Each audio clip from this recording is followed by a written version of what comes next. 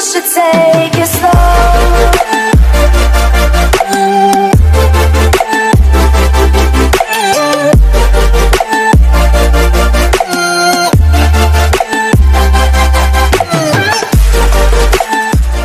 नमस्ते दोस्तों, मैं हूं निशांत और ये है मेरी डिजिटल दोस्त साकुरा। हर कहानी के पहलू को छूकर आज मैं लेकर आया हूं फिर से एक नया सफर। मतलब कि आज हम तमस नोवेल के दूसरे चैप्टर को देखेंगे। उससे पहले नोवेल के बारे में कुछ बताना चाहता हूं जो मुझे पहले वीडियो में ही बता देना चाहिए था। आजादी के ठीक पहले सांप्रदायिकता की बैसाखियां लगाकर पाशविकता का जो नंगा नाच इस देश में नाचा गया था, उसका अंतर्गत चित्रण भीष्म साहनी जी ने इस उपन्यास में किया है।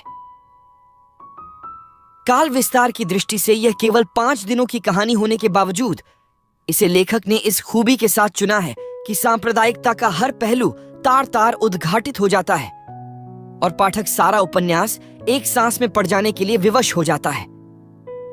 भीष्म साहनी ने आजादी से पहले हुए सांप्रदायिक दंगों को आधार बनाकर इस समस्या का सूक्ष्म विश्लेषण किया है और उन मनोवृत्तियों को उघाड़कर सामने रखा है जो अपनी विकृतियों का परिणाम जनसाधारण को भोगने के लिए विवश करती हैं। इस पूरे नोवेल में लगभग 18 कैरेक्टर है और नोवेल हर कैरेक्टर के पॉइंट ऑन ऑफ व्यू से लिखी गई है। इसीलिए पहले चैप्टर नत्थु के पॉइंट ऑन ऑफ व्यू से कहानी थी और इस चैप्टर 2 में एक नए कैरेक्टर के पॉइंट ऑन ऑफ व्यू से स्टोरी होगी। तो चलिए शुरुआत करते हैं आज की वीडियो को हमारी डिजिटल दोस्त साकुरा के साथ। प्रभात फेरी के आरंभ में दिन निकलने से पहले मुट्ठी भर कांग्रेस कार्यकर्ता ही मौजूद होते थे, लेकिन जैसे जैसे यह आगे बढ़ती और गलियों गलियों से गुजरती, रास्ते में रहने वाला कोई भी व्यक्ति अपने घर से बाहर निकलकर जम्हाई लेता और पेट खुजाता हुआ उसमें शामिल हो जाता। सर्दी का आखिरी समय था, हवा शुष्क थी और लोग अभी भी कंबल ओढ़े हुए घर के अंदर सो रहे थे। प्रभात फेरी में शामिल कई बुजुर्ग लोग ऊनी टोपी पहने हुए थे। शेख के बाग में घंटा घर ने 4 बजाए। कांग्रेस कार्यालय के सामने 3-4 लोग अपने साथियों का इंतजार करते हुए खड़े थे। खुफिया विभाग के 2 सिपाही पहले से ही एक तरफ कुछ दूरी पर खड़े थे। तभी दूर से रोशनी की एक झलक दिखाई दी। एक आदमी तूफानी लैंप लेकर बड़ा बाजार के कोने से कांग्रेस कार्यालय की ओर आ रहा था। दिए की रोशनी सिर्फ उस आदमी के पैरों पर पड़ रही थी, इसलिए ऐसा लग रहा था जैसे धर के बिना 2 टांगे चली आ रही है। लो बख्शी जी आ गए। दूर से पाजामा पहचानकर अजीज बोला, बख्शी जी देर कहा करते थे। 4 बजे का मतलब है 4 बजे, न 1 मिनट इधर न 1 मिनट उधर। पर आज वह स्वयं लेट आ रहे थे। बख्शी जी ही थे, बलगमी शरीर वाले जिला कांग्रेस कमेटी के सेक्रेटरी। उम्र रसीदा आदमी, देह शिथिल पड़ गई थी, पर वह न आए तो कोई भी नहीं आएगा। प्रभात फेरी के लिए कोई पहुंचेगा ही नहीं। उनके नजदीक पहुंचने पर अजीज ने छूटते ही शेर पढ़ा, मुल्ला मियाँ मिशालची, तीनों एक समान, लोकान नए दस्सण छाड़ना, आप हनौ जान। बख्शी ने नजदीक पहुंचकर अपनी सफाई में कहा, रात देर से सोए, सुबह नींद ही नहीं खुली। फिर दुआ सलाम करने के बाद छूटते ही बोले, मास्टर रामदास नहीं आया? जवाब अजीज ने दिया, वह गाय धोकर आएगा, इससे पहले थोड़े ही आएगा। जब तनख्वाह बढ़वानी थी तब तो रात के 11 बजे भी बुलाओ तो आ जाता था। अब तनख्वाह बढ़ गई है, उसे क्या गर्ज पड़ी है कि वक्त पर आए। दूर अंधेरे में नए मोहल्ले की ओर से ऊंचे लंबे कद का एक आदमी सिर से पांव तक सफेद कपड़ों में मलबूस ढलान चढ़कर सामने की ओर से आता नजर आया। लो देखो आ गए, जिनके पल्ले सच है। मेहताजी, तुम सचमुच लीडर लगते हो। मेहताजी ने पास आकर और लोगों के बारे में दरियाफ्त किया कि अजीत सिंह पहुंचा है या नहीं। देसराज, शंकर, मास्टर रामदास सभी कहाँ हैं? फिर बख्शी जी की ओर मुखातिब होकर बोला, मैंने कहा था 4 बजे का वक्त देना ठीक नहीं प्रभात फेरी के लिए। 4 बजे का वक्त दोगे तभी कहीं 5 बजे प्रभात फेरी पर निकल सकोगे। बख्शी जी ने जवाब दिया, 5 का वक्त देते तो धूप निकल आने पर भी लोग इकट्ठे नहीं हो पाते। खुद तो देर से आते हो और हमें कहते हो यह वक्त नहीं देना चाहिए, वह वक्त नहीं देना चाहिए। कहते हुए बख्शी जी ने चादर के नीचे वास्कट की जेब में हाथ डालकर सिगरेटों की डिब्बी निकाली। अजीज ने मेहताजी से फिर चुटकी ली, दूर से आप सचमुच लीडर लगते हो मेहताजी। मेहताजी गंभीर भाव से मुस्कुराए, फिर धीमे से अजीज के कंधे पर हाथ रखकर बोले, उस दिन मोटरों के अड्डे पर खड़ा था तो एक आदमी दूसरे से पूछने लगा, क्या वह जवाहरलाल नेहरू खड़ा है? और मेहताजी ने दोनों हाथों से अपनी गांधी टोपी का जाविया थोड़ा टेढ़ा करते हुए कहा, बहुत लोगों को मुगालता हो जाता है। आप किसी से कम है मेहताजी। वाह वाह, आपकी अपनी शख्सियत है। मैं कद में उनसे थोड़ा लंबा हूं, मेहताजी ने संजीदगी से कहा। नहाकर आए हो मेहताजी? कश्मीरी लाल बोला। वाह, यह भी कोई पूछने की बात है। मैं सदा नहाकर आता हूं। गर्मी सर्दी मेरा यह नियम है। प्रभात फेरी पर तो नहाए बिना किसी को आना ही नहीं चाहिए। कश्मीरी लाल, तू अपनी बता, तूने मुंह भी धोया है या नहीं? तभी दूर ढलान की ओर से फिर आवाज आई, left left, right left left. सब हंस पड़े। जर्नैल आ रहा है, बख्शी जी ने कहा। जैसे ही जर्नैल जनरल के लिए बोलचाल का शब्द आया, तूफानी लैंप की रोशनी उसके फटे हुए जूतों पर पड़ी। यह पता लगाना मुश्किल था कि उसने चप्पल पहनी है या जूते। उसके जूतों के लगभग 6 इंच ऊपर उसकी खाकी पतलून का निचला सिरा दिखाई दे रहा था। उसके क्षीण शरीर पर एक झुर्रीदार खाकी कोट लटका हुआ था। उस पर गांधी और नेहरू के अनगिनत पदक और बैज लगे हुए थे। साथ ही अलग अलग रंगों के रिबन और धागे भी थे। उसकी दाढ़ी थोड़ी सी सफेद हो रही थी और उसने सिर पर गहरे हरे रंग की पगड़ी पहनी हुई थी।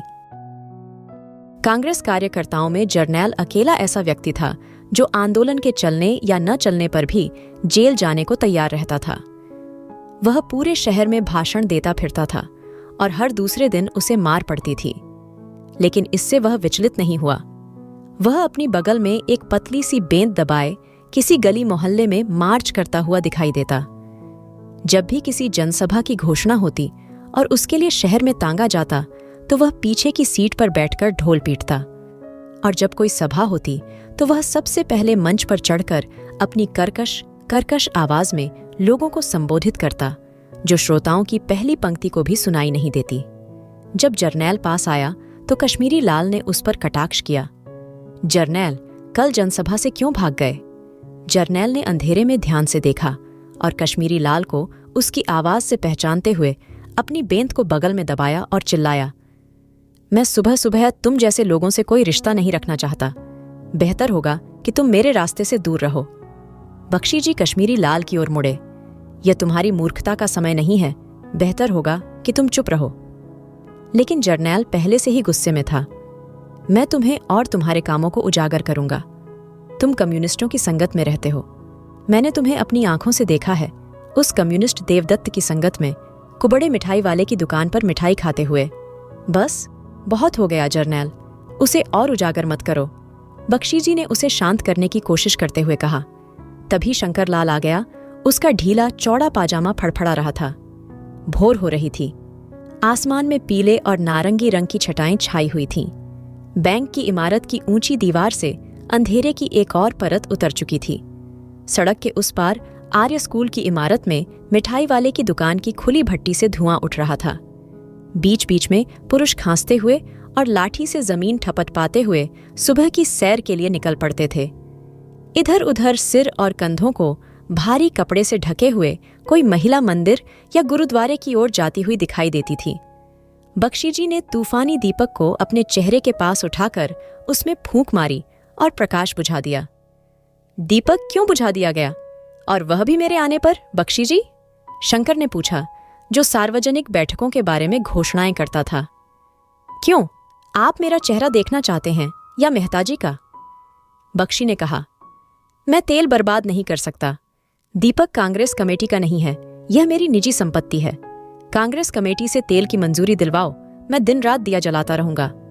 इस पर कश्मीरी लाल के पीछे खड़े शंकर ने धीमी आवाज में कहा, जब सिगरेट के लिए मंजूरी की जरूरत नहीं है तो मिट्टी के तेल के लिए क्या जरूरत है?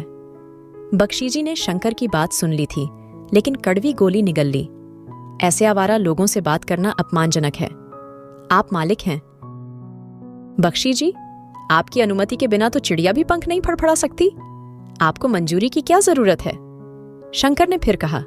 मेहताजी की ओर मुड़ते हुए बोले, जय हिंद मेहताजी। मुझे माफ करें, मैंने आपको नहीं देखा। शंकर, आप हम बेचारों पर ध्यान क्यों देते हैं? आजकल तो आप किस्मत के दीवाने हैं। वैसे मेहताजी, आपका बैग कहाँ है? आज आप उसे साथ नहीं ले जा रहे हैं। शंकर, प्रभात फेरी में हैंडबैग की क्या जरूरत है? क्यों, यह तो काम की चीज है। ग्राहक कभी भी फंस सकता है। मेहता चुप रहे। कांग्रेस के काम के अलावा मेहताजी बीमा का काम भी करते थे। शंकर, आप कभी कभी चुप क्यों नहीं रह सकते? मेहताजी आपकी उम्र से 3 गुने बड़े हैं। आपको उम्र का लिहाज करना चाहिए। मैंने कुछ भी आपत्तिजनक नहीं कहा। मैंने उनसे यह भी नहीं पूछा कि वे सेठी से 50,000 रुपए की बीमा पॉलिसी लेने में सफल हुए या नहीं। शंकर ने तीर चला दिया था। आमतौर पर वह व्यक्ति परोक्ष रूप से तीखे शब्दों में बात नहीं करता था। वह एक स्पष्टवादी, मुखर व्यक्ति था। लेकिन 50,000 रुपए की पॉलिसी का जिक्र कमर के नीचे चोट पहुंचा रहा था। मेहता ने झिझकते हुए कहा, उसने अपने जीवन के 16 साल जेल में बिताए थे और जिला कांग्रेस कमेटी का अध्यक्ष था। वह हमेशा बेदाग सफेद खादी पहने रहता था। इस तरह का आरोप लगाना कम से कम कहने के लिए अशिष्टता थी। लेकिन एक अफवाह जोर पकड़ रही थी कि वह सेठी नामक एक ठेकेदार से 50,000 रुपए की बीमा पॉलिसी हासिल करने वाला था, जिसके बदले में मेहता उसे अगले आम चुनाव के लिए कांग्रेस का टिकट दिलाने में मदद करेगा।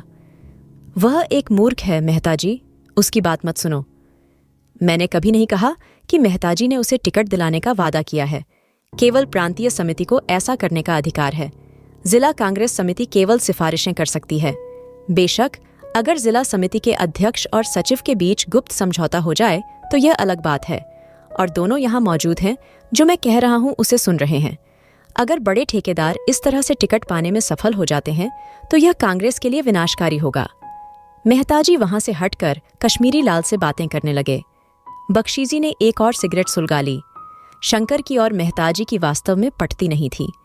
यह उस दिन से नहीं पटती थी जब से लाहौर में होने वाले एक सम्मेलन में, जिसमें नेहरू जी भाग लेने वाले थे, जिला कमेटी की ओर से कुछ प्रतिनिधि भेजे गए थे और मेहताजी ने शंकर का नाम उस लिस्ट में नहीं रखा था। शंकर फिर भी लाहौर पहुंच गया था और सम्मेलन में भाग लेता रहा था। इतना ही नहीं, सम्मेलन के दौरान विशाल पैमाने पर एक सहभोज का आयोजन किया गया था जिसमें नेहरू जी शरीक हुए थे। सभी प्रतिनिधियों से इस सहभोज के लिए 8-8 आने लिए गए थे। अपने प्रतिनिधियों का चंदा मेहताजी ने कांग्रेस फंड में से दिया था। वहां भी शंकर का चंदा उन्होंने देने से इनकार कर दिया।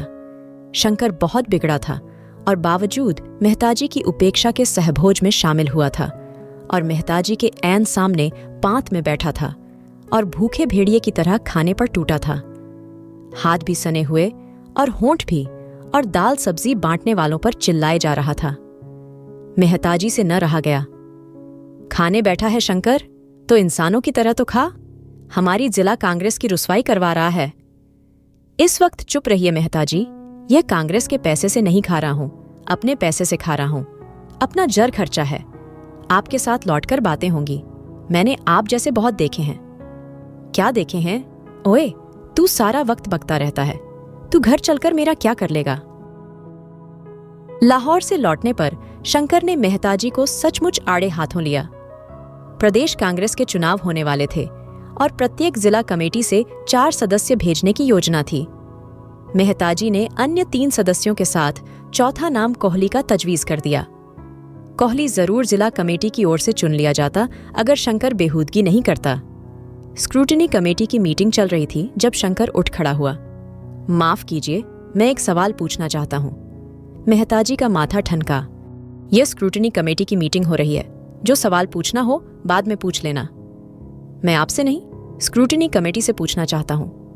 फिर वह बड़े नाटकीय अंदाज से इस इंतजार में खड़ा रहा कि स्क्रूटनी के प्रधान उससे कहें, तब वह बोले, कहो क्या है?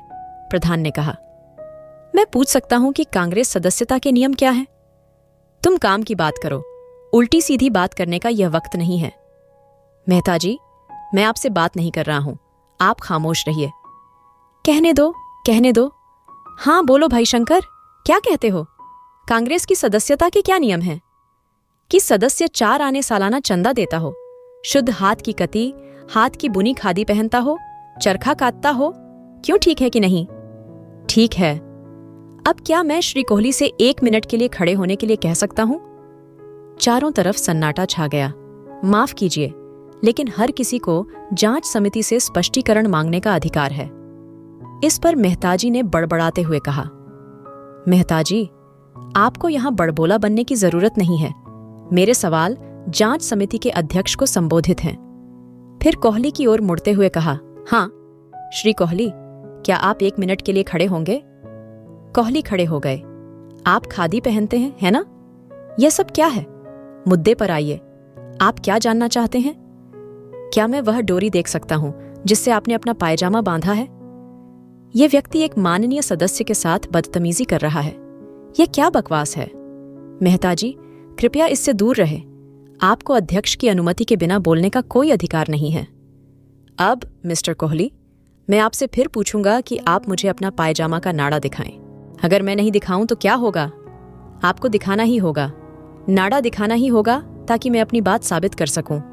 दिखाओ कोहली यार, ये निकम्मे लोग हमें कोई काम नहीं करने देंगे, वरना कांग्रेस में हर तरह के बदमाश आ गए हैं। आपने क्या कहा मेहता जी, कि मैं बदमाश हूं और आप सज्जन हैं? मुझे बोलने के लिए मजबूर मत कीजिए। मैं काले और सफेद में फर्क अच्छी तरह से जानता हूं। हाँ मिस्टर कोहली, मैं नहीं चाहता कि आप अपना पायजामा खोलें। बस हमें वो डोरी दिखाइए जिससे आपने उसे बांधा है।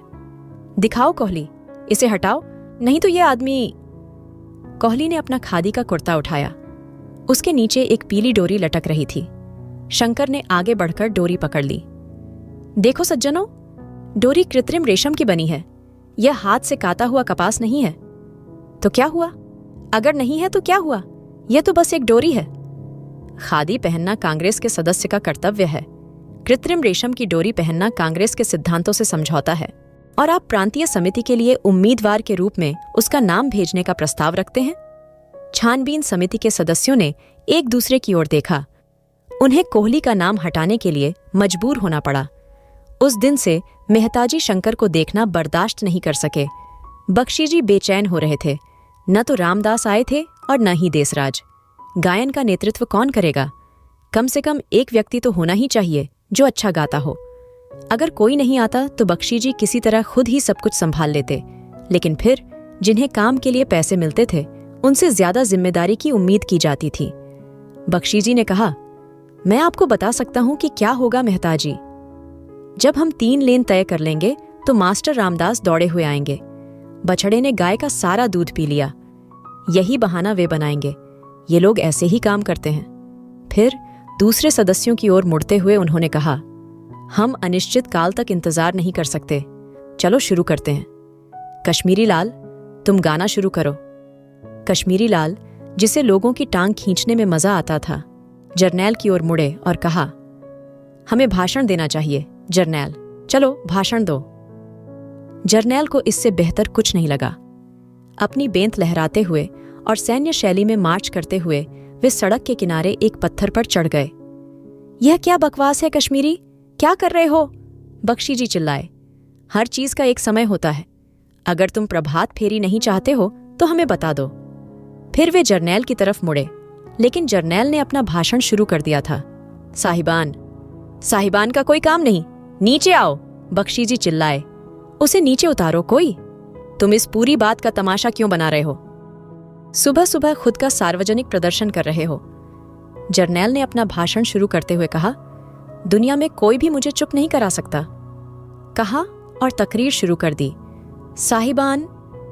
अपनी खरज फुसफुसाती आवाज में जर्नैल बोलने लगा। जर्नैल की उम्र 50 के कुछ ऊपर रही होगी, पर बरसों की जेल के बाद उसके शरीर में कुछ रह नहीं गया था। जहां शहर के अन्य कांग्रेसियों को कम से कम B क्लास मिलता था, जर्नैल को हमेशा C क्लास में डाला जाता रहा, जिससे वह बीमार भी पड़ता रहा और बालू से भरी रोटी भी खाता रहा। पर जर्नैल ने न तो तौबा की, न ही अपनी जर्नैली वर्दी को छोड़ा। जवानी के दिनों में लाहौर कांग्रेस के समय वह अपने शहर से लाहौर में वॉलंटियर बनकर गया था। नेहरू जी के साथ वह भी रावी नदी के किनारे नाचा था जब पूर्ण स्वराज का नारा लगाया गया था। उसी दिन से वह वॉलंटियर की वर्दी पहनता आया था। जब दिन अच्छे होते तो उस वर्दी में कभी सीटी लग जाती, कभी तिरंगे की डोरी बंध जाती। दिन खस्ता होते तो वर्दी धुल तक नहीं पाती थी। न जर्नैल को कहीं कोई काम मिला, न उसने किया। कांग्रेस के दफ्तर से 15 रुपए महीना प्रचारक का मेहनताना लिया करता था। जो बख्शीजी आनाकानी करें तो वहीं खड़ा होकर तकरीर करने लगता था। मन में सनक थी, उसी के बल पर जिंदगी के दुख और क्लेश पार कर जाता था। उसका न घर था, न घाट, न बीवी थी, न बच्चा, न काम, न धाम। हफ्ते में 2-3 बार कहीं न कहीं से पिटाता था। पुलिस के लाठीचार्ज में जहां बाकी लोग जान बचाकर निकल जाते थे, वहां जरनैल अपनी सनक का मारा अपनी छोटी सी झुर्रियों भरी छाती फैलाए खड़ा रहता था और पसलियां तुड़वा कर आता था। कश्मीरी लाल, उतारो यार इसे, सुबह सुबह तमाशा दिखाने लगे हो। अब की बार मेहताजी ने ऊंची आवाज में कहा, पर जरनैल और भी डटकर खड़ा हो गया। साहिबान, हमें अफसोस से कहना पड़ता है कि जिला कांग्रेस के प्रधान ने देश के साथ विश्वासघात किया है। जो वचन हमने रावी के किनारे सन 1929 में लिया, हम मरते दम तक उस पर कायम रहेंगे। आपका बहुत वक्त न लेता हुआ मैं इतना ही कहूंगा कि कोई माई का लाल अभी तक पैदा नहीं हुआ जो कांग्रेस के उसूलों की खिलाफ वर्जी कर सके। मेहताजी किस खेत की मूली हैं? हम इनसे भी निपटेंगे और इनके पिठुओं कश्मीरी लाल, शंकर लाल, जीत सिंह जैसे गद्दारों से भी निपटेंगे। जोर का ठहाका हुआ। यह इस तरह से नहीं उतरेगा। कश्मीरी लाल, जिसने यह शोशा खड़ा किया था, स्वयं ही बख्शी जी के कान में सुझाव डाल रहा था। अगर उतारने की कोशिश करेंगे तो और ज्यादा जिद पकड़ लेगा। बख्शी ने आगब बूला होकर कश्मीरी लाल की ओर देखा। ताली बजाएंगे तो यह उतर आएगा, आप चिंता नहीं करें। 2-3 बार तालियां बजाएंगे, अपने आप तकरीर खत्म कर देगा। कहते हुए कश्मीरी लाल ने ताली बजाई। बाकी लोगों ने भी तालियां बजाई। वाह वाह, बहुत अच्छा, बहुत खूब। साहिबान, मैं आपका ज्यादा वक्त न लेता हुआ आपका शुक्रिया अदा करता हूँ जो आपने इतने सब्र और संतोष के साथ मेरे इन टूटे फूटे लफ्जों को सुना। मैं आपको यकीन दिलाता हूँ कि वह दिन दूर नहीं है जब हिंदुस्तान आजाद होगा। कांग्रेस अपने मकसद में जरूर कामयाब होगी। जो शपथ मैंने रावी के किनारे। खूब खूब, बहुत खूब।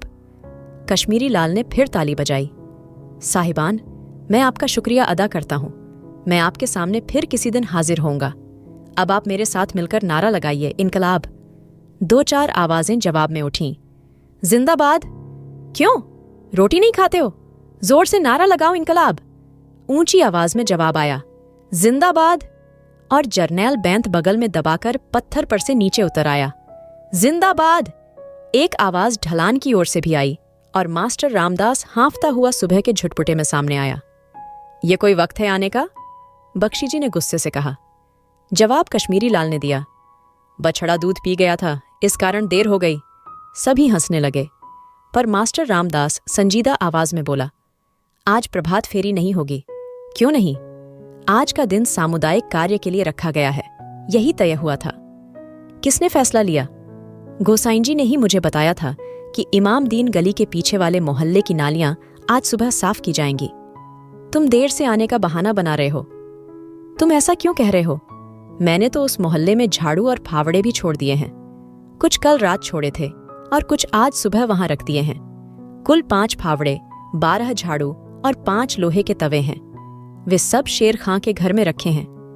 हमें इसके बारे में क्यों नहीं बताया गया? इसलिए मैं भाग कर आया हूं। जब मैं पहले आया था तब यहां कोई नहीं था, लेकिन उस मोहल्ले में तो नालियां ही नहीं हैं। तुम क्या साफ करोगे? क्या तुम होश में हो? कश्मीरी लाल ने कहा, वहां भले ही नियमित नालियां न हो, पर कच्ची नालियां जरूर हैं। उन नालियों में सालों की गंदगी होगी, उन्हें कौन साफ करेगा? हम साफ करेंगे, जरनैल चिल्लाया। तुम कायर और देशद्रोही हो। वह अचानक झल्ला उठा। बिना किसी पूर्व सूचना के कार्यक्रम बदल दिए जाते हैं। अगर गोसाइन जी ने पहले ही तय कर लिया था तो हमें क्यों नहीं बताया गया? उजाला बढ़ रहा था। प्रभात फेरी की तैयारी करके आए लोगों को कार्यक्रम में अचानक हुए बदलाव से अजीब और असहज महसूस हो रहा था। चलो, कम से कम यहां से तो चलें, बख्शी जी ने लालटेन उठाते हुए कहा। हम यहां से गाते हुए चलेंगे। चलिए रामदास, उन्होंने कहा और आगे बढ़ गए। कश्मीरी लाल ने तिरंगा उठाया। बाएं दाएं बाएं, जरनैल चिल्लाया और आगे बढ़ गया। रामदास ने अपना गला साफ किया और वह पुराना चिर सम्मानित गीत गाना शुरू किया, जिससे प्रभात फेरी हमेशा शुरू होती थी और जिसे हमेशा बेसुरा भी गाया जाता था। जो लोग स्वतंत्रता के लिए समर्पित हैं, वे महान प्रेमी मजनू की तरह हैं। रेगिस्तान और जंगल उनके घर हैं। मास्टर रामदास ने पहली पंक्ति गाई और कार्यकर्ताओं के समूह ने अपने पैरों से समय का ध्यान रखते हुए एक के बाद एक पंक्तियों को दोहराया और ढोक कुतुब-उद-दीन की ओर बढ़ गए। इस अध्याय के साथ हमने कहानी के इस हिस्से को समझने की कोशिश की है। यह अध्याय हमें किरदारों, घटनाक्रम और उनके प्रतिक्रियाओं के बारे में गहराई से समझने का अवसर देता है। अगले अध्याय में हम इन्हीं किरदारों और घटनाक्रमों का अगला हिस्सा देखेंगे। तो चलिए मिलते हैं अगले अध्याय में।